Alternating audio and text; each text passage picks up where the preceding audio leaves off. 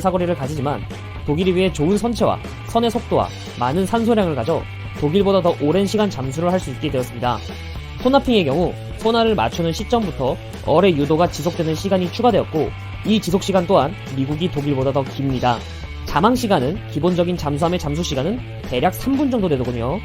이전 잠수함 공개 영상에서 볼 수 있었던 수상함 상태와 잔망경 상태에서의 무유도 어뢰 공격은 삭제되고 오로지 잔망경 상태에서의 유도 어뢰 공격만 가능하도록 바뀌었습니다.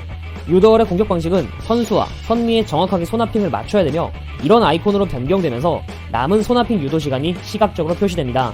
이 소나핑을 선수와 선미에 명중시키는 게 생각보다 어렵기 때문에 전함은 몰라도 순양함 정도까지만 돼도 맞추기에는 높은 숙련도가 필요합니다.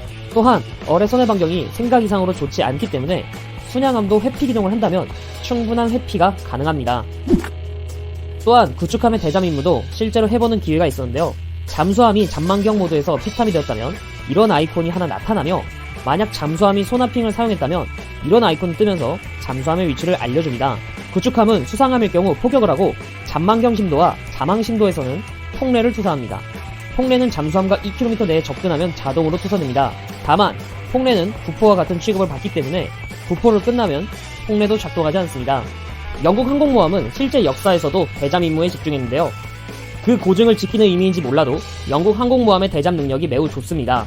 물론 미국 항공모함도 대잠 능력이 낮다고 생각하지는 않지만 영국 항공모함은 한 번의 폭격기의 공격으로 잠수함을 격침시킬 수 있을 정도입니다. 현재 테스트 서버에서는 잠수함의 컨셉과 대잠 임무 크게 두 가지로 나누어 테스트를 하는 것 같아 보였습니다. 잠수함 관련해서 살펴보면 자망 시간과 자망하는 데 필요한 시간이 거의 없다는 점은 불만이라고 생각합니다. 자망 시간은 3분이나 되며 생각 이상으로 길고 자망하는 시간, 다시 말해 잠수함의 심도를 변경하는 시간은 굉장히 짧기 때문에 사실상 공격을 받은 뒤에 자망을 해도 될 정도로 조금만 숙련이 된다면 웬만한 공격에서 거의 회피할 수 있는 능력을 보여줍니다. 또한 구축함의 폭뢰도 굉장히 치명적입니다. 구축함이 폭뢰를 투사하기 시작하면 사실상 잠수함은 격침된다는 점은 게임 밸런스상 너무 과하지 않나 라고 생각합니다. 물론 절대 피탐지 거리인 2km까지 접근해야 공격할 수 있다는 리스크는 이해합니다만 의도한 건지 아닌진 몰라도 정밀 탐지가 잠수함을 대상으로도 작동하고 심지어 자망 심도인 상태에서도 정밀 탐지로 잠수함의 대략적인 위치를 파악할 수 있습니다. 하고 있는 거예요. 기사 읽어보고 왜 SLBM이 엄청나게 강력한 건지 그게 실험 발사를 한 게 어떤 의미인지 하나씩 이야기를 또 해볼게요.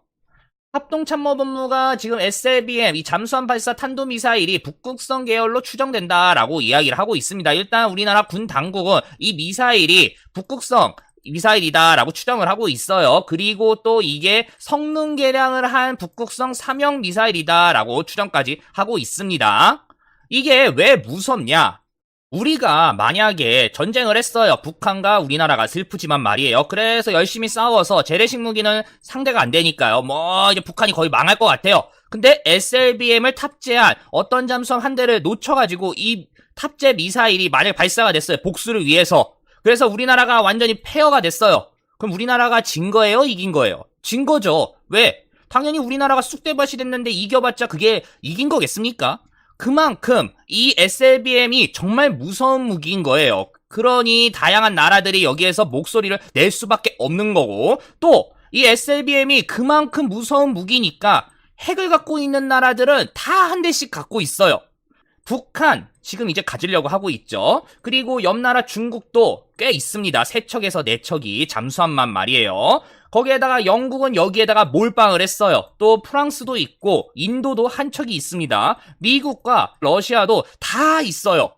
그러니 핵 미사일을 갖고 있는 핵 보유국들이 마지막 단계로 이 SLBM과 탑재 잠수함을 보유해야 된다라고 생각을 하는 거예요. 영국은 여기에 왜 몰빵을 했냐? ICBM 같은 경우 지상에서 발사가 되는데 잠수함 안에서 이 바닷속에서 발사되는 것보다 성능이 있다 없다라는 게 중요한 게 아니에요. 예산 대비 효율성이 많이 떨어진다라고 생각을 한 거예요. 그러니까 돈 먹는 거, 이 ICBM도 돈을 많이 먹으니까요. 그냥 우리 이거 빼고 잠수함 그리고 잠수함에 발사되는 SLBM에 몰빵을 하겠다라고 한 거예요. 그만큼 매력적인 무기인 건데 이거를 북한이 지금 실험 발사를 했다.